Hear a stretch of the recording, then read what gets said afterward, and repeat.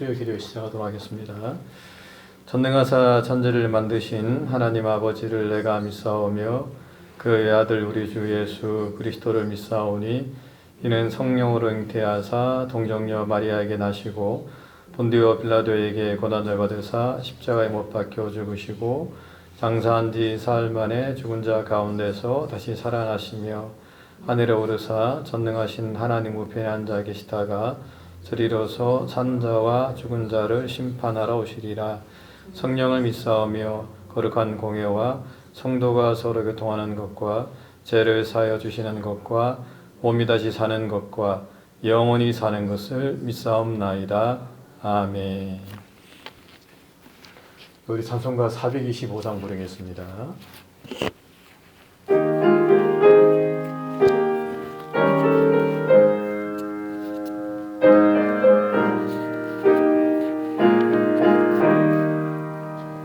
주님의 뜻을 이루소서. 고요한 중에 기다리니 시듭과 같은 날 빚으사 주님의 영상 만드소서. 주님의 뜻을 이루소서. 주님 발 앞에 엎드리니 나의 맘속을 살피시사 눈보다 이게 하옵소서. 주님의 뜻을 이루소서. 병들어 몸이 피곤할 때 권능의 손을 내게 펴사 강건케 하여 주옵소서. 주님의 뜻을 이루소서. 온전히 나를 주장하사 주님과 함께 동행함을 만민이 알게 하옵소서. 아멘.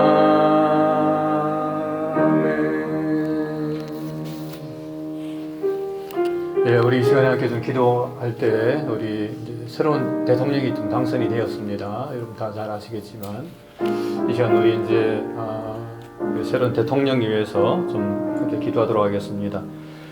나라를 좀 잘 섬기고 또 잘 또 통합하는 그런 대통령 또 위정자가 되게 해달라고 기도해 주시고 또 이 나라가 이제 하나가 될 수 있도록 분열되지 않고 그래서 또 다시금 또 하나님의 은혜 가운데 또 이 나라가 또 잘 세워질 수 있도록 해달라고 기도해 주시기 바랍니다. 우리 교회 부흥과 성장 위해서 함께 좀 기도하도록 하겠습니다. 예, 함께 좀 기도해야 될 때인 것 같은데 우리가 뭐 어쨌든지 간에 하여튼 우리 교회가 이 지역에서 지역교회로서 더욱더 든든하게 좀 잘 세워질 수 있도록 그리고 우리 교회를 통해서 또 하나님의 영광이 드러날 수 있게 해달라고 우리 교회 부흥과 성장 위해서 기도 좀 해주시고 오늘 모임 가운데 또 하나님께서 함께 해달라고 이 시간 이 세 가지 위해서 간절한 마음으로 함께 기도하는 시간 갖도록 하겠습니다. 기도하겠습니다. 참 좋으신 하나님 감사합니다. 또 하나님 또 새로운 대통령 우리가 선출할 수 있도록 뽑을 수 있도록 은혜 허락해 주심을 감사합니다. 하나님 아버지 이제 또 앞으로 4년 동안 또 임기를 감당해 나갈 새로운 대통령이 뽑혔는데 하나님께서 그 대통령의 은혜를 부어주시고 정말 잘 통합할 수 있도록 도와주시고 이 미국이 하나가 될 수 있도록 분열되거나 또 분파로 인해서 어려움을 당한 일이 없도록 하나님께서 이 나라와 민족 가운데 주님께서 함께하여 주시옵소서. 정말 주님께 무릎 꿇고 기도하는 귀한 기도의 대통령이 되게 도와주옵소서. 하나님께 예배드리게 도와주시고 또 정말 하나님 말씀을 기초로 한 하나님 그러한 지도력을 발휘하면서 이 나라와 민족을 하나님 잘 통치해 나갈 수 있는 그런 대통령과 위정자가 되게 하나님께서 은혜를 베풀어 주옵소서. 하나님 아버지 시간에 우리 교회를 위해서 기도합니다. 하나님 또 이곳에 하나님의 뜻이 있어서 주님의 운동계를 세워주셨는데 하나님의 뜻을 이루어가는 귀한 교회가 되게 주님 도와주시고 정말 지역교회로서 더욱더 든든하게 세워줄 수 있도록 주님 은혜를 베풀어 주시옵소서. 하나님 아버지, 또 여러 가지 많은 기도의 제목이 있습니다. 하나님, 우리가 또 기도하는 가운데 있습니다. 그 모든 것들이 정말 주님의 뜻 가운데 하나님 모든 것들이 잘 이루어질 수 있게 하나님께서 은혜를 베풀어 주옵소서. 하나님 아버지, 또 이 시간에 우리가 예배를 드립니다. 이 모임 가운데 함께하여 주시고 또 신령과 진정으로 드려지는 귀한 모임이 되게 도와주시고 또 이 모임을 통해서 살아계신 하나님 김강 돌리는 그런 복된 시간이 되게 은총을 나리워 주시옵소서. 우리 아버지 하나님의 크신 은혜와 사랑 감사하고 사랑 많으신 예수님 이름으로 기도하옵나이다. 아멘. 참 좋으신 하나님 감사합니다. 또 오늘도 저희에게 수요 기도를 허락하여 주시고 또 작은 숫자지만 또 하나님께 함께 나와서 또 예배하고 또 찬양하고 기도할 수 있는 귀한 시간 허락해 주심을 감사합니다. 이 시간 신령과 진정으로 주님께 나아가는 복된 시간 되게 도와주시고 또 이 시간을 통해서 살아계신 하나님께 우리의 몸과 마음과 정성을 다해서 하나님께 영광 돌리는 그런 귀한 시간 되게 도와주시옵소서. 이 나라 민족을 주님께서 지켜주시고 이제 새로운 대통령이 뽑혔습니다. 하나님 잘 통합하게 도와주시고 또 국민들을 잘 섬기는 귀한 대통령이 되게 도와주옵소서. 하나님께서 몸된 길을 주님께서 기억하여 주시고 하나님 아버지가 기도하는 제목들이 있습니다. 그 모든 것 가운데 함께 하사 정말 온전히 하나님의 뜻만이 우리 교회 가운데 서질 수 있도록 하나님의 뜻을 이루어가는 귀한 교회가 될 수 있도록 은총을 베풀어 주옵소서. 처음 시작하는 시간입니다. 마치는 시간까지 하나님께서 함께 하시길 원하옵고 사랑 많으신 예수님 이름으로 기도하옵나이다. 아멘. 우리 말씀은 마가복음 11장입니다.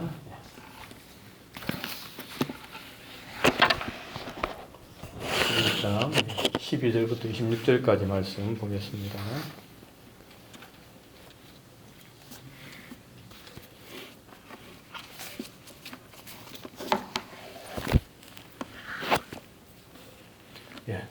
같이 읽겠습니다.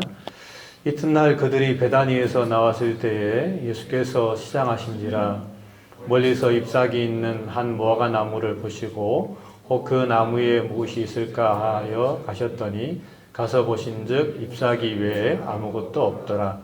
이는 무화과의 때가 아님이라. 예수께서 나무에게 말씀하여 이르시되 이제부터 영원토록 사람이 내게서 열매를 따먹지 못하리라 하시니 제자들이 이를 듣더라. 그들이 예루살렘에 들어가니라.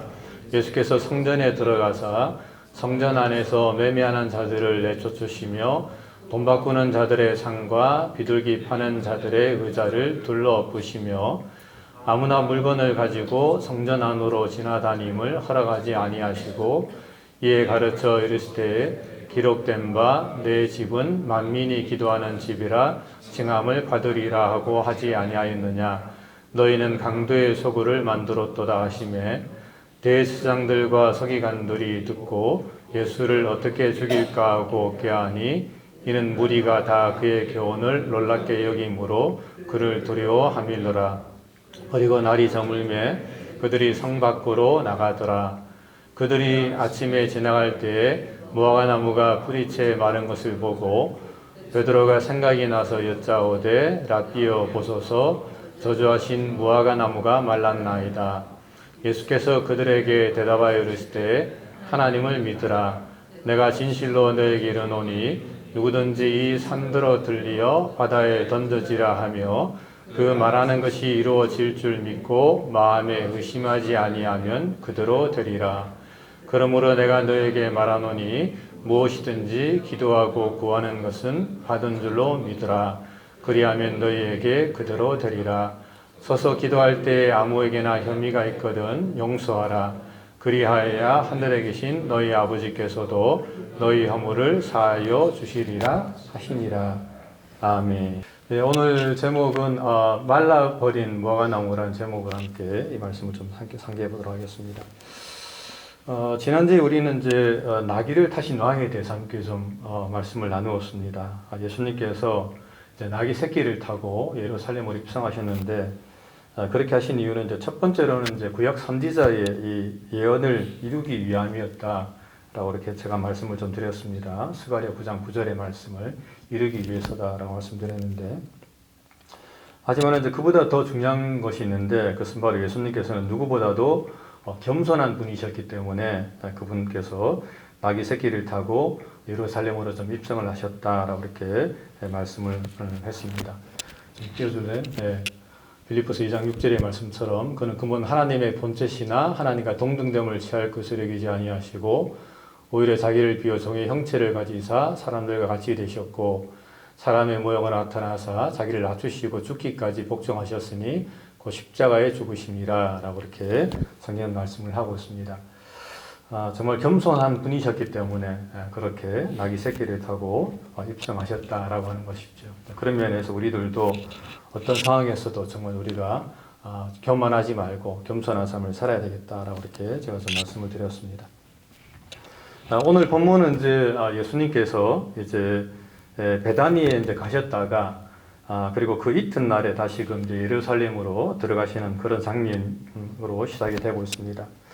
그러니까 이제 예루살렘을 둘러보시고 다시금 베다니에 가셨다가 다시금 이제 베다니에서 나오시는 그런 장면이 오늘 본문의 이제 첫 절이라고 이야기할 수가 있습니다.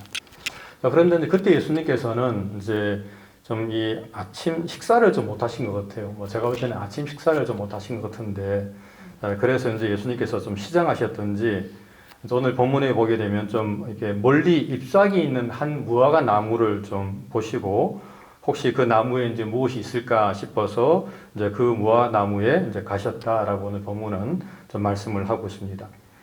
근데 당시 지중해에서는 이 예루살렘에서는 이제 그 무화과가 있었는데 그 무화과가 그 이제 그 종이 이제 열매가 그러니까 이파리가 나기 전에 이제 그 먼저 열매가 맺히는 그런 무화과들이 있었대요. 그리고 이제 그 조그맣게 무화과가 열미고 그리고 이제 그 나무 이파리와 함께 이제 이렇게 무화과가 나무가 열매가 이제 커져가면서 나중에 이제 8월달, 9월달에 이제 먹을 수 있는 그런 무화과 나무가 있다고 그럽니다. 자, 그런 가운데 이제 예수님께서는 이제 이파리가 있으니까 혹시라도 그 나무에 먹을 열매가 있을까 싶어서 이제 예수님께서 이제 가신 거죠. 그런데 이제 막상 가서 보니까 그 무화과 나무에 아무런 열매도 없었다라고 하는 것입니다. 다시 말하면 이제 잎만 무성한 무화과 나무였다라고 하는 것입니다. 그런데 이제 오늘 본문에 보게 되면 또 마가가 참 재미있는 말을 하고 있는데, 그것은 그때는 이 무화과가 열릴 그런 때가 아니었다라고 하는 것입니다. 오늘 본문에 보게해서 이는 무화과의 때가 아님이라라고 이렇게 말씀을 하고 있는 거죠. 다시 말하면 이제 사실은 이제 유월절이 오늘날로 말하면 한 4월달, 우리가 지금 부활절을 4월달에 지키고 있는데 그 정도 되는 계절이기 때문에 사실은 이 무화과 열매가 맺을 수가 없습니다. 제가 앞에서 말씀드린 것처럼 그게 조그맣게 맺혔다가 점점점 이제 커가고 여름이 가까워져 갈수록 한 8월달, 9월달쯤 되면 이제 무화과가 커져가지고 사람이 먹을 수 있는 그런 열매가 되기 때문에 이때는 사실은 아직까지 이 무화과의 때가 아닌 게 이제 당연하다고 이야기할 수가 있습니다. 그런데 이제 오늘 본문에서는 이 무화과 나무가 그러니까 때가 아님에도 불구하고 사실은 이 이파리가 있으면 안 되는데 이제 이 나무에 이파리가 이제 무성했다라고 하는 것이죠. 그래서 어떻게 보면 이 무화과 나무가 좀 어떻게 보면 좀 이상한 무화과 나무라고 이야기할 수가 있습니다. 좀 특이한 무화과 나무였다라고 우리가 이야기를 할 수가 있는 거죠. 자, 이제 그러자 그것을 보신 예수님께서는 이제 나무에게 이렇게 이야기합니다. 이제부터 영원토록 이제 사람이 내게서 열매를 따먹지 못할 것이다. 라고 이렇게 이제 말씀을 하게 된 거죠. 그리고 이제 그 말씀대로 오늘 우리 성경에 이제 보게 되면, 베드로가 하는 이야기가 있습니다. 20절에서 그들이 아침에 지나갈 때에 무화과 나무가 뿌리채 마른 것을 이제 보았다라고 이렇게 성경은 말씀을 하고 있습니다. 다시 말하면 이제 예수님께서 그렇게 저주를 했고 그리고 이제 이 무화과 나무가 예수님의 말씀처럼 이제 저주 받아서 그러니까 우리가 이제 흔히 말하기를 이 무화과 나무의 사건이 저주받은 무화과 나무의 사건이다라고 이렇게 이야기를 하는데, 그것처럼 오늘 본문에 나오는 이 무화과 나무의 뿌리가 말랐다라고 하는 것입니다. 근데 참 놀라운 것은 이 무화과 나무가 이제 하루 만에 이 뿌리까지 말랐다라고 하는 것이죠. 그러니까 예수님께서 비록 이 무화과 나무를 저주했습니다만, 어떻게 보면 이 하루 만에 어떻게 뿌리까지 마를 수가 있는가. 우리 신장로님 나무에 대해서 잘 아시겠습니다만, 보통 나무를 좀 베어도 한 2, 3일은 이렇게 푸르게 있다가 그게 이제 말라가는데, 오늘 본문에 나오는 이 무화과는 하루 만에 이 뿌리까지 이제 완전히 말랐다라고 성경은 말씀을 하고 있는 것입니다. 그리고 이제 이 말씀을 통해서 이제 사실은 이 말씀 우리에게 주는 교훈은 이제 이 잎만 무성한 이 무화과 나무, 이것은 결국에 이제 심판을 받게 된다라고 이렇게 우리에게 교훈을 주고 있는 것입니다. 이제 마태복음 7장에 보게 되면 예수님께서도 이렇게 말씀하셨습니다. 아름다운 열매를 맺지 아니하는 나무마다 직접 불에 던져지리라. 이러므로 그들의 열매로 그들을 알리라. 나더러 주여 주여 하는 자마다 다 천국에 들어갈 것이 아니요 다만 하늘에 계신 내 아버지의 뜻대로 행하는 자라야 들어가리라 라고 마태복음 7장에서도 예수님께서는 말씀을 하고 있습니다. 다시 말하면은 그 열매 맺지 못하는 나무, 그러니까 열매가 없는 나무는 결국에 하나님의 심판을 받게 된다. 그것은 가짜 나무다라고 이렇게 말씀을 하고 있고, 그것처럼 사람들도 열매가 없는 그런 신앙생활을 하게 되면 결국에 하나님의 심판을 받을 수밖에 없다라고 오늘 본문에서 예수님께서는 이렇게 말씀을 하고 있는 것입니다. 물론 이제 여기서 말하는 이 잎만 무성한 나무라고 하는 것은 사실은 이제 이스라엘 백성들을 이제 빗대서 하는 이야기지요. 그러니까 이스라엘 백성들이 오늘 본문에 나오는 이 무화과 나무처럼 잎만 무성한 그런 신앙생활을 하는 것을 예수님께서는 이제 이 무화과 나무를 빗대어서 그렇게 무화과 나무를 저주한 것이라고 우리가 볼 수가 있습니다. 다시 말하면은 잎만 무성하고 열매가 없는 이스라엘 백성들의 그런 신앙생활은 종국에 가서는 하나님의 심판을 받을 것이다 라고 하는 그런 메시지로 이제 예수님께서 이 무화과 나무를 저주했다라고 이렇게 우리가 보면 될 것 같습니다. 그런데 이제 어떤 사람들은 이 무화과 나무를 예수님께서 저주하신 이 사건을 보고, 아니 예수님께서 어떻게 그 사랑의 주님께서 어떻게 이 무화과 나무를 저주해서 그 무화과 나무를 말라서 죽일 수가 있는가, 이렇게 이제 반문하는 사람들이 있더라고요. 그러면서 그런 예수님 보면서 나는 예수님을 믿을 수가 없다, 안 믿고 싶다, 그렇게 이야기하는 사람도 제가 좀 보았습니다. 근데 사실은 제가 앞에서 말씀드린 것처럼 이 사건은 단순히 예수님께서 무화과 나무를 저주한 사건으로 이렇게 우리가 치부해 버리면 안 됩니다. 예수님께서 배가 고파서 무화과 나무 갔는데 그 무화과 나무에 열매가 없어갖고, 그래? 뭐 열매 없네? 그냥 너 그냥 죽어버려. 뭐 이런 식으로 예수님께서 그 무화과 나무에게 저를 부으신 것이 아니라 그 무화과 나무를 빗대어서, 이스라엘 백성들을 빗대어서 그 무화과 나무를 저주한 사건이라고 볼 수가 있는 겁니다. 흔히 이제 우리는 이스라엘을 상징할 때에 두 가지 나무 이야기하거든요. 무화과 나무 아니면 포도나무입니다. 그 두 가지 나무를 빗대어서 이스라엘 백성으로 이야기하는데, 그러니까 그 나무의 그 초점이 뭐냐면 열매인 거죠. 무화과 나무도 그렇고 포도나무도 마찬가지입니다. 뭐 저희 포도나무 잘 압니다만은 그 비쩍 마른 그 포도나무, 그 나무는 아무 쓸데가 없습니다. 이파리도 쓸데가 없고, 오직 그 포도나무와 무화과 나무의 그 핵심이 뭐냐면 그 열매에 있는 거죠. 그 열매가 제대로 맺히지 않는다면 무화과 나무도 마찬가지고 포도나무도 아무런 어떤 나무로서의 어떤 가치가 없다라고 우리가 생각을 해야 된다라고 하는 것입니다. 이런 면에서 예수님께서는 이제 열매 없는 이스라엘 백성들을 향해서 그렇게 무화과 나무를 저주했다라고 이렇게 생각하면 되겠습니다. 가령 우리가 예를 들면 어떤 아이가 강에 빠졌다고 생각해 봅시다. 그랬을 때에 그 옆에 있는 사람들이 당연히 그 강에 빠진 아이를 보고 옆에 있는 나무를 뽑든지 어떻게 해가지고 그 아이를 건져내야 될 거 아닙니까? 근데 만약 우리가 그걸 건져냈는데 그 옆에 있는 사람이 이렇게 이야기합니다. 아니 왜 멀쩡한 나무를 뽑아서 아이를 건져내냐? 그건 잘못된 거 아니냐라고 이야기한다면 그렇게 말하는 사람이 이상한 거죠. 그 나무를 몇 개 뽑든 상관없이 어떻게 보면 전부 다 뽑아서라도 그 아이를 건져내야 되는데 그 나무 뽑았다고 뭐라는 사람이 있다면 이거 정말 이상한 사람이라고 이야기할 수 있는 겁니다.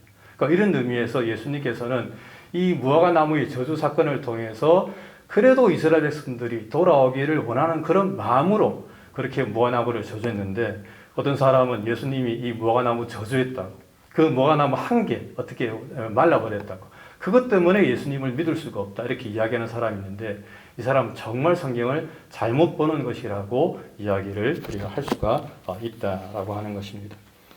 그런 의미에서 오늘 본문 15절부터 19절까지는 사실은 이 열미 없는 이 이스라엘 백성들에 대해서 오늘 본문은 너무나도 잘 말씀을 하고 있습니다. 오늘 본문 15절에 보게 되면 이제 예수님께서 이 예루살렘으로 들어가게 되었습니다. 그리고 이제 예수님께서 성전 안으로 들어가셨는데, 그 성전 안에 들어가시자마자, 제가 볼 때는 이제 들어가시자마자 그러신 것 같아요. 예수님께서 성전 안에서 이 매매하는 자들을 다 내어 쫓으시면서, 특별히 이제 이 돈 바꾸는 자들의 이 상과 비둘기 파는 자들의 의자를 둘러 엎으셨다라고 오늘 본문은 말씀을 하고 있습니다. 여기서 이제 매매라고 하는 그런 말이 나오는데, 사실은 이 당시 이제 예루살렘 성전에서는 이 수많은 이제 매매가 거래가 되고 있었습니다. 먼저는 이제 이 돈을 바꾸는 환전이 이제 이루어지고 있었는데, 이 당시 이스라엘 백성들은 이제 사실은 이제 사회에서 그들이 쓰는 돈은 로마 돈이었거든요. 로마 돈, 뭐 데나리온, 아사리온 우리가 잘 알고 있는데, 그 로마 돈을 거의 다 통용을 했겠죠. 자, 그런데 이스라엘 백성들이 성전에서 성전세를 낼 때는 이 로마 돈을 내면 안 됩니다. 그들은 이 자기들이 쓰는 유대인 돈인 이 세겔과 문화 이런 것들을 내야 됩니다. 왜냐하면은 그 로마 돈에는 황제의 이 화상이 그려져 있는데, 이제 이거 이스라엘 백성들은 이것을 이제 우상이라고 생각한 거죠. 그러니까 황제의 화상 자체가, 그 모양 자체가 우상이라고 생각했기 때문에 그들은 이 로마 돈을 그 성전에 내는 것이 아니고 환전을 해가지고 그 자기들이 쓰는 그 돈, 유대인들이 돈을 갖다가 이제 그 성전에 이제 성금으로 이렇게 드리곤 했다고 하는 것입니다. 그래서 이제 거기에서 사실은 이제 그 예루살렘 성전 앞에 이방인의 뜰이라고 하는 곳에 이 환전상들이 있었고, 그 사람들이 와서 환전해가지고 이제 성전에 들어가서 이제 헌금을 드리고 나오곤 했다라고 하는 거죠. 그러다 보니까 이제 분명히 이제 이게 이권이 이제 들어가는 거죠. 그 자리에 이제 이윤도 남기되고 여러 가지 많은 이권들이 이제 들어가게 되는 것입니다. 또 이제 짐승들을 잡는 그런 짐승들을 파는 그런 사람들도 있었는데, 그들은 이제 우리 너무 잘 아는 것처럼 사람들이 이제 멀리서, 굉장히 멀리서 이제 와서 짐승을 잡아서 드려야 되는데, 그 멀리서까지 짐승을 데리고 올 수가 없잖아요. 오다 보면 짐승이 죽을 수도 있고 병들 수도 있으니까, 이 사람들이 이제 여기까지 예루살렘에 와서 그 예루살렘 성 안에서 이제 돈을 주고 짐승을 사가지고 이제 제사를 드리곤 한 것입니다. 그러다 보니까 이제 거기서도 분명히 어떤 이윤이 이제 발생을 하게 되는 거죠. 그러면서 성전 안에서는 어떻게 보면은 일종의 이제 자리세가 이제 등장하고 각종 어떤 이권들이 이제 개입되게 되면서 오늘 본문에 예수님께서 말씀하시는 이제 강도의 소굴로 변하게 되었다라고 우리가 생각을 좀 해보면 될 것 같습니다. 그래서 이제 예수님께서는 17절에서 이렇게 말씀하고 있습니다. 이에 가르쳐 이르시되 기록된 바 내 집은 만민이 기도하는 집이라 청함을 받으리라고 하지 아니하였느냐. 그런데 너희는 강도의 소굴을 만들었도다 라고 이렇게 이야기를 하고 있는 거죠. 다시 말하면은 수많은 어떤 이권들이 개입하면서, 특별히 이제 거기에 종교인들, 대제사장들과 서기관들이 그 이권에 개입하면서 어떤 리베이트도 없고 막 수많은 돈들이 이제 왔다 갔다 하면서 그 자리에 이제 뭐 이렇게 사고 팔고 하는 그 모든 것까지 이제 여러 가지 많은 어떤 이권들이 개입을 한 것을 볼 수가 있습니다. 사실은 우리 이제 금산에서도 이제 금산에 그 공판장이 있는데, 금산에 삼을 파는 공판장이 있어요. 그 공판장에 들어가 보면 한 모르겠습니다. 한 2평이나 될란가? 그 딸랑 2평밖에 안 되는데 그게 1억입니다. 1억. 1억의 매매가 되고 있어요. 그 2평짜리가. 그러니까 그만큼 장사가 잘 된다는 거죠. 거기에도 분명히 이권이 개입이 되고 있는 것으로 알고 있는데, 하여튼 예루살렘 당시에도 이제 그렇게 사람들이 개입을 하게 되었다라고 하는 것입니다. 물론 여러분 겉으로 볼 때는 사실상 이제 우리 뭐 환전을 하고 또 사람들이 많이 왔다 갔다 하고 또 짐승을 잡아 제사를 드리는 것을 통해서 이 어떻게 보면 활발한 종교 행위가 벌어지고 있다라고 우리가 이야기할 수가 있습니다. 수많은 사람들이 이제 예루살렘 성전을 드나들면서 헌금도 하고 또 짐승도 잡아서 범죄도 하고 뭐 소제, 화목제 하고 제사를 막 드리고 하나님의 이름을 부르고 막 찬양을 하면서 막 예배를 드리고 있으니까 겉으로 볼 때는 이 굉장히 어떤 종교적으로 정말 굉장히 하나님을 잘 섬기고 있다라고 이렇게 사람들이 생각을 할 수도 있었다라고 하는 것입니다. 하지만은 예수님께서 보시기에는 그 예루살렘 성전은 만민이 기도하는 집이 아니라 이 강도의 소굴에 불과했다라고 이렇게 예수님께서 말씀을 하신 것입니다. 그래서 오늘 본문에 보게 되면 예수님께서 이제 그 상을 막 뒤집고 의자를 막 집어 던지면서 그렇게 그 자리에서 이렇게 어떻게 보면은 좀 소동을 피우신 것을 볼 수가 있습니다. 그래서 이제 그것을 본 오늘 본문에 나오는 이 대제사장들과 서기관들이 이제 예수를 어떻게 죽일까라고 이렇게 깨하게 되었다라고 오늘 본문은 말씀을 하고 있습니다. 다시 말하면 이제 예수님께서 이제 사람들이 보는 앞에서 그렇게 이 자신의 이제 내 집이라고 이야기하면서 하나님의 성전을 청결하게 하는 그런 어떤 모습을 보면서 이 대제사장들과 서기관들이 우리가 예수님을 이제 죽여야 되겠다라고 이렇게 생각을 하게 되었다라고 하는 것이죠. 물론 이제 여기서 어떻게 보면은 사실은 이 대제사장들과 서기관들이 예수님께서 하시는 그 말씀을 보고 안 그러면 그 퍼포먼스를 보고 정말 다시금 그들이 회개하고 돌이키면 하나님의 어떤 은혜 가운데 그들이 다시 열매 맺는 삶을 살 수도 있었음에도 불구하고 오늘 본문에 나오는 대제사장과 서기관들은 그렇게 하지 않았다라고 하는 것입니다. 그리고 도리어 예수님을 죽이려고 하게 되었다고 하는 것이죠. 그리고 이제 결과적으로 AD 70년이 되어서 결국 이 예루살렘 성은 로마에 대해서 망하는 것을 볼 수가 있습니다. 제가 좀 생각해 봤습니다.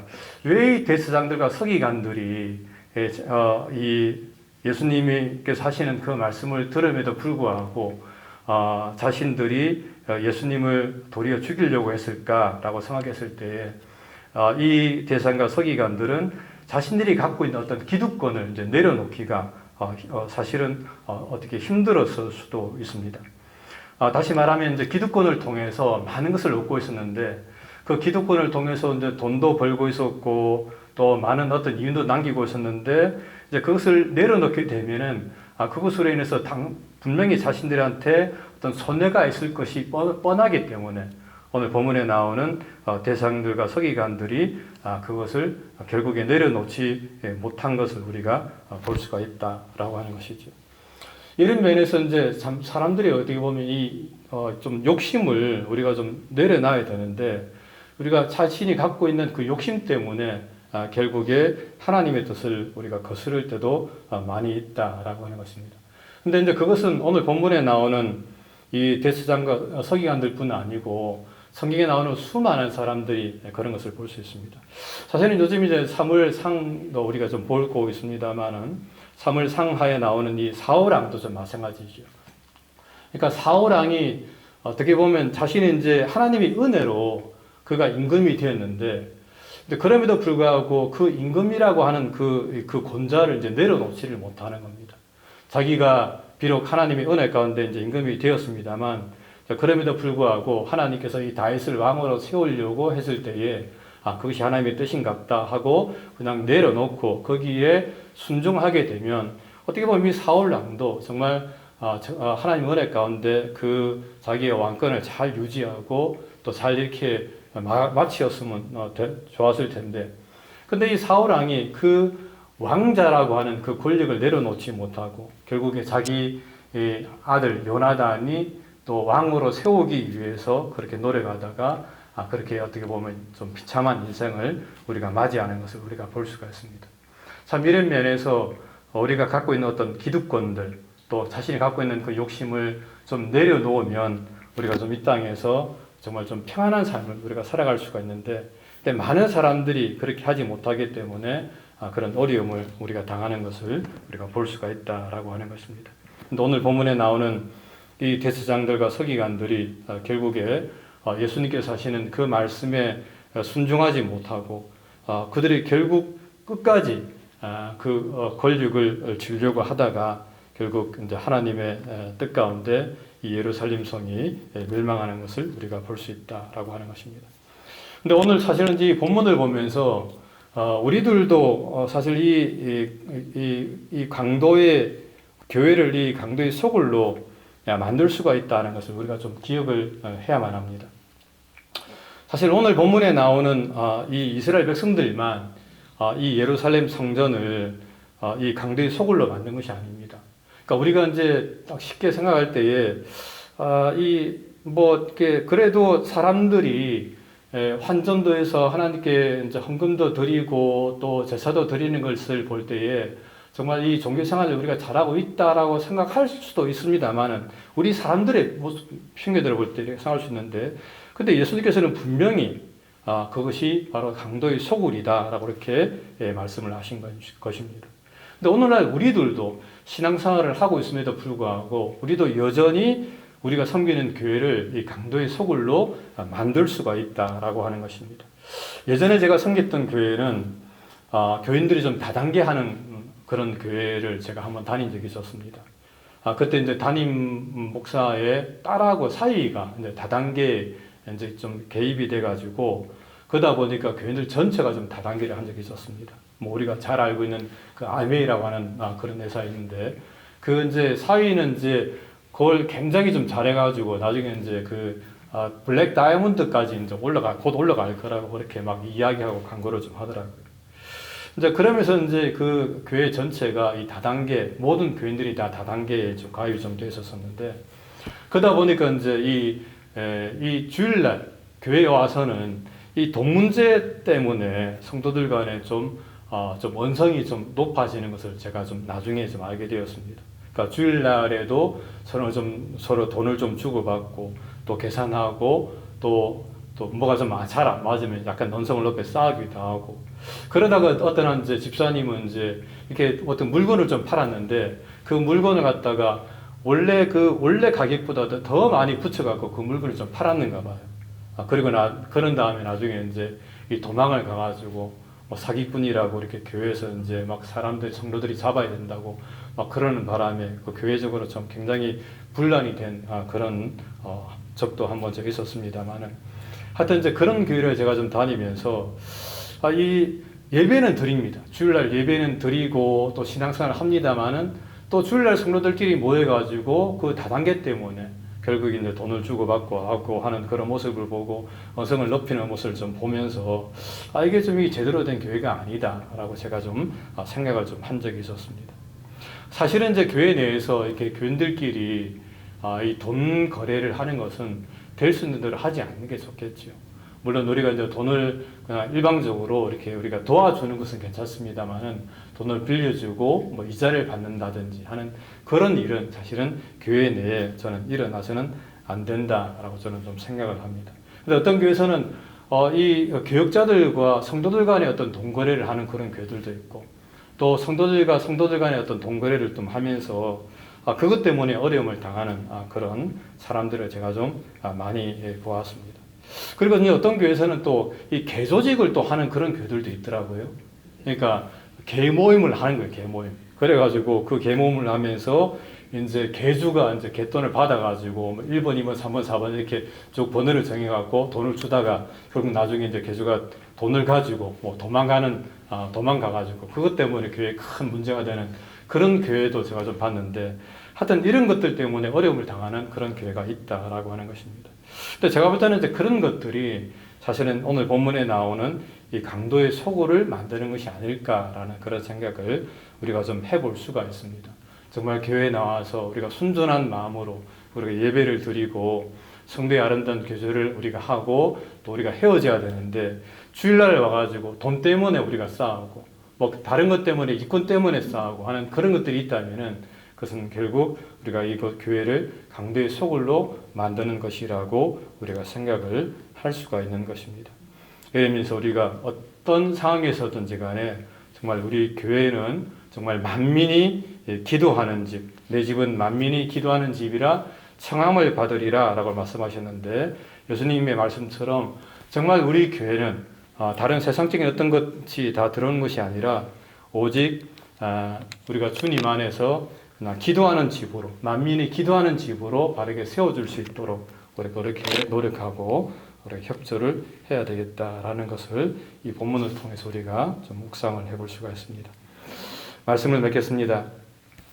열매 없는 신앙생활, 이것은 사실은 좀 바람직한 것이 아닙니다. 결국 입만 무성한 이 무화과 나무가 심판을 받았던 것처럼 이 입만 무성한 종교생활은 결국 하나님의 심판을 받게 된다라고 오늘 본문을 말씀을 하고 있습니다. 그러므로 우리는 이 신앙생활을 하면서 혹시 우리는 이 열매 없는 혹시 신앙생활을 하고 있는 것은 아닌지 좀 우리 자신을 좀 돌아보면서 하나님 앞에 올바른 믿음 생활을 감당하는 저와 여러분들 되시기를 주님의 이름으로 부탁을 드립니다. 예, 기도하겠습니다. 참 좋으신 하나님 감사합니다. 또 오늘도 이 본문을 통해서 열매 맺는 신앙생활에 대해서 함께 또 이 말씀을 상고할 수 있도록 은혜 허락해 주심을 감사합니다. 하나님, 우리가 어떤 상황에서도 정말 주님을 바라보게 도와주시고 또 우리가 열매 없는 신앙생활이 아니라 또 열매 있는 신앙생활을 통해서 살아계신 하나님 영광을 돌릴 수 있도록 은총을 나리고 주시옵소서. 하나님 아버지의 크신 은혜와 사랑 감사하고 사랑 많으신 예수님 이름으로 기도하옵나이다. 아멘.